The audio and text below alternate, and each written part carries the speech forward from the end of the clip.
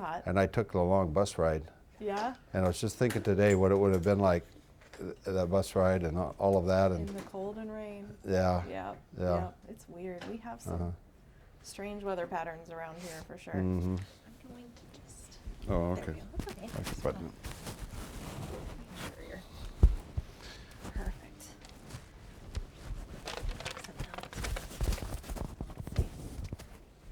There we All go. right. Yes, All right. that'll be Good. great. Good. We are just about ready. You got the whole crew today. Is that right? Yeah, big crew today. So I know Leslie has talked to you a little bit about. Oh, Leslie has I know shared with you the email and talked to you a little bit about what we're going to be talking about. So Right. do you have any questions or anything? I don't. I Okay. don't Okay. have any questions. Great. All right. Well, we'll get started. Everybody ready? Yes, I am ready to go. Okay. Okay. Mr. Weis, I know this is kind of silly, but can you just say your name and spell it for me and your title? Sure. It's Larry Weis, Larryweis, and I'm the general manager of Austin Energy. And how long have you been here? I've been here a little over 3 years. Enjoying it? Yes. My 4th year in this business. Yeah. Talk to me a little bit, Mr. Weis. Do you believe that the Austin Energy billing system is working well? Yes, I do. Yes, I do. Why is that? Well, first of all, it's a commercial product by Oracle. It's called CC&B. Utilities traditionally hardly ever write their own software for these types of applications, particularly today. They're very sophisticated. And the old system that Austin Energy used, and mind you, we bill for the entire city. So we bill wastewater, stormwater, solid waste, electricity, and drinking water.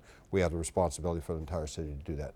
This system is very sophisticated. The old system, frankly, had more errors than this system.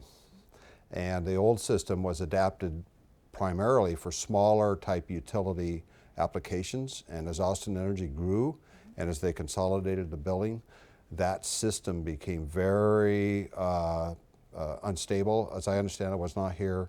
And the selection was made to move to the newest platform available, and that is this product that we installed.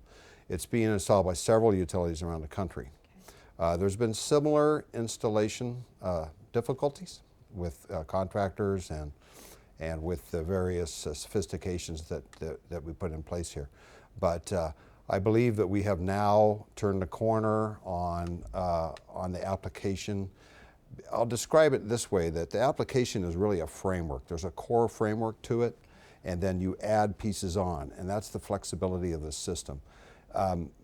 And the billing core is what we, of course, wanted to focus on first, and the security, the revenue, and everything that needed to be there.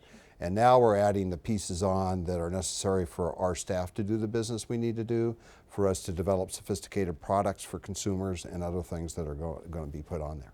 Do you feel like Austin Energy should be responsible for billing for the entire city? From a standpoint of economic, efficiency, yeah. It's in fact, it's interesting because I used to run a utility where we were not owned by a city, but we were public, and we served several cities.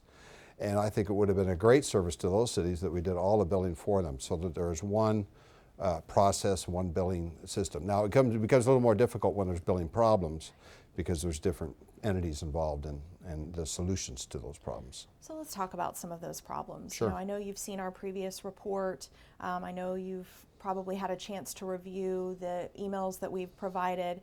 There are clearly people who are having issues and feel as though they are being overbilled, and we've certainly proven that has happened in some cases. Mm-hmm. Do you feel like, is this an issue you're addressing? Yes, and we're sorry about the ones that we overbill, and it's legitimately our fault. Typically that comes from manual reads of meters and a wrong entry. It isn't caught by our system. That I know that, in the water area, the meters are still analog. They're like old water meters. They have to be read manually. They have to be installed. And water usage is all over the place. There's some people who flatly deny that they use that much water. And then when we research it, we find out you did. And there is an issue behind your meter somewhere. Mm-hmm. In electricity, it's a little different in that we can quickly gather where there is a problem or not. And let me give you an example. There was a gentleman in Terrytown, and sometimes they escalate to a point where I'm curious as to what's going on. This was over almost a year ago. There was a gentleman that had replaced all of his HVAC equipment, his heating and ventilating equipment and air conditioning equipment in his home, and his bills were astronomical.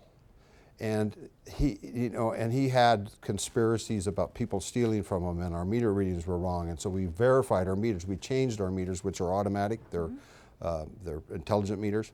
And we did all of that. Well, we came to find out that what really was happening is his thermostat his mechanical equipment was installed incorrectly. And he was heating and cooling at the same time.